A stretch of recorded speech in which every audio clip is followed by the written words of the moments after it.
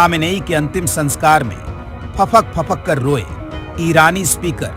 भारत समेत कई देशों के प्रतिनिधि शामिल। ईरान में मातम, दुनिया की नजर तेहरान पर।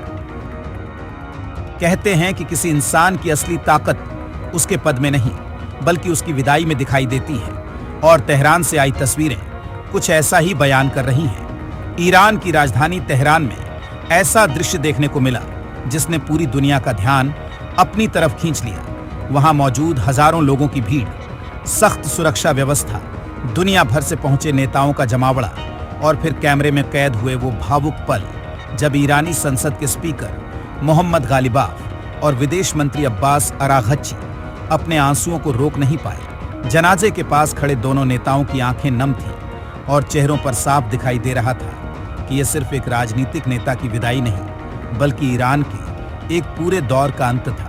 आखिर ऐसा क्या था कि ईरान के सबसे ताकतवर नेताओं की आंखों से भी आंसू निकल पड़े? पूरी कहानी बताएंगे इस रिपोर्ट में। दरअसल तेहरान में ईरान के पूर्व सर्वोच्च नेता अयातुल्ला अली खामेनेई को अंतिम विदाई दी जा रही है। राजकीय सम्मान के साथ आयोजित इस समारोह में देश के बड़े नेता, सेना के अधिकारी और दुनिया भर से पहुंचे प्रतिनिधिमंडल शामिल हुए। पूरा तेहरान शोक में डूबा हुआ नजर आया। सड़कों पर सुरक्षा के कड़े इंतजाम किए गए। शहर के कई हिस्सों में अतिरिक्त सुरक्षा बल तैनात किए गए और प्रशासन ने साफ कर दिया कि विदाई समारोह के दौरान सुरक्षा में किसी तरह की कोई कमी नहीं छोड़ी जाएगी। तेहरान के गवर्नर मोहम्मद सादेक मोतामदियन ने कहा कि शोक और विदाई समारोह के लिए सुरक्षा व्यवस्था को सबसे ऊंचे स्तर पर रखा गया है, लेकिन इस कहानी का सबसे बड़ा पहलू सिर्फ ईरान नहीं बल्कि पूरी दुनिया की मौजूदगी है। ईरानी विदेश मंत्रालय के प्रवक्ता इस्माइल बघई के मुताबिक इस समारोह में दुनिया के कई देशों के शीर्ष नेता हिस्सा लेने पहुंचे हैं। कम से कम 8 देशों के राष्ट्रपति और प्रधानमंत्री स्तर के नेता इस समारोह में शामिल हुए, जबकि 12 देशों के संसद अध्यक्षों ने भी अपनी उपस्थिति दर्ज कराई। यानी ये सिर्फ एक अंतिम संस्कार नहीं बल्कि दुनिया के सबसे बड़े अंतर्राष्ट्रीय शोक समारोहों में से एक बन गया। भारत की तरफ से भी इस समारोह में प्रतिनिधिमंडल शामिल हुआ। विदेश राज्य मंत्री पवित्र मार्गेरिटा और बिहार के राज्यपाल लेफ्टिनेंट जनरल रिटायर्ड सैयद अता हसनैन ने भारत का प्रतिनिधित्व किया। वहीं भारत में मौजूद ईरानी दूतावास में भी श्रद्धांजलि कार्यक्रम आयोजित किया गया, जिसमें कई भारतीय राजनीतिक हस्तियां शामिल हुईं।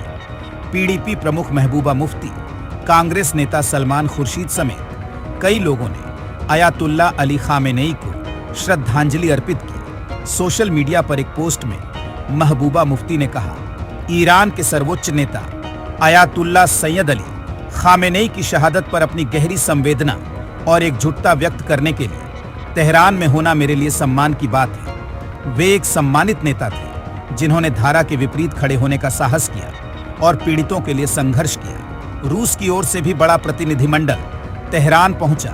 रूस की सुरक्षा परिषद के उपाध्यक्ष दिमित्री मेदवेदेव विशेष रूप से अंतिम संस्कार में शामिल होने पहुंचे। उनके अलावा ताजिकिस्तान के राष्ट्रपति इमोमाली रहमान, पाकिस्तान के प्रधानमंत्री शहबाज शरीफ, पाकिस्तान के सेना प्रमुख जनरल आसिम मुनीर, आर्मेनिया के प्रधानमंत्री निकोल पशिन्यान और कई अन्य देशों के शीर्ष नेता भी समारोह में मौजूद रहे। Iraq, Azerbaijan, Bangladesh, Uzbekistan, Belarus, Kyrgyzstan और कई देशों के संसद अध्यक्ष और विदेश मंत्री भी इस विदाई समारोह में शामिल हुए। तुर्की के उपराष्ट्रपति, सऊदी अरब के उपविदेश मंत्री और कई अंतर्राष्ट्रीय संगठनों के वरिष्ठ अधिकारी भी तेहरान पहुंचे। ईरानी विदेश मंत्रालय का दावा है कि लगभग 100 देशों से आए प्रतिनिधिमंडल, सामाजिक संगठन और प्रमुख हस्तियां इस समारोह में शामिल हो रही हैं। अनुमान लगाया जा रहा है कि अंतिम संस्कार से जुड़े कार्यक्रमों में करोड़ों लोग हिस्सा ले सकते हैं। लेकिन इसी बीच एक और फैसला दुनिया भर में चर्चा का विषय बन गया। ईरान ने उन यूरोपीय देशों को इस समारोह में आमंत्रित नहीं किया जिन्होंने ईरान के खिलाफ अमेरिका और इजराइल की सैन्य कार्रवाई का समर्थन किया था। इस फैसले ने इस पूरे समारोह को सिर्फ भावनात्मक ही नहीं बल्कि राजनीतिक रूप से भी बेहद महत्वपूर्ण बना दिया। उधर इराक की राजधानी बगदाद में भी अंतिम संस्कार जुलूस को देखते हुए विशेष इंतजाम किए गए हैं। बगदाद प्रशासन ने कई इलाकों में गतिविधियों पर रोक लगाने का फैसला किया है ताकि कार्यक्रम शांतिपूर्ण तरीके से संपन्न कराया जा सके। अब अगला चरण और भी महत्वपूर्ण माना जा रहा है। तेहरान की ग्रैंड मोसाल्ला में आम लोगों के लिए अंतिम दर्शन की व्यवस्था की गई है, जहां लाखों लोगों के पहुंचने की उम्मीद जताई जा रही है। इसके बाद पार्थिव शरीर को अंतिम यात्रा के लिए ले जाया जाएगा। फिर कोम, बगदाद, करबला और नजफ में धार्मिक रस्में पूरी की जाएंगी और आखिर में मशहद में उन्हें सुपुर्द खाक किया जाएगा। 9 जुलाई तक चलने वाले इन समारोहों को केवल राजकीय शोक तक सीमित नहीं रखा जा रहा, बल्कि इन्हें ईरान अपनी धार्मिक, राजनीतिक और जनसमर्थन की ताकत के प्रदर्शन के रूप में भी पेश कर रहा है। ईरान की सरकार और धार्मिक नेतृत्व लोगों से बड़ी संख्या में सड़कों पर उतरकर खामेनेई को श्रद्धांजलि देने की अपील कर रहे हैं। समारोह में 1.5 से 2 करोड़ लोगों के शामिल होने का अनुमान है। फिलहाल तेहरान की ग्रैंड मोसल्ला मस्जिद में खामेनेई और उनके परिवार के कई सदस्यों के ताबूत रखे गए हैं। इनमें उनके एक दामाद, सबसे बड़ी बेटी, 14 माह की पोती जहरा मोहम्मदी, गोल पाएगानी और नए सुप्रीम लीडर मुज्तबा खामेनेई की पत्नी के ताबूत भी शामिल हैं। साथ ही बताते चले, ईरान पर 37 साल शासन करने वाली सुप्रीम लीडर अयातुल्ला खामेनेई की अमेरिका और इजराइल के हमले में मौत हो गई थी। वे 28 फरवरी को शुरू हुए हमले के पहले ही दिन परिवार के कई सदस्यों के साथ मारे गए थे। उनकी 14 महीने की पोती की भी इस हमले में मौत हुई थी। खामेनेई ईरान के लिए कोई साधारण शख्सियत नहीं थी।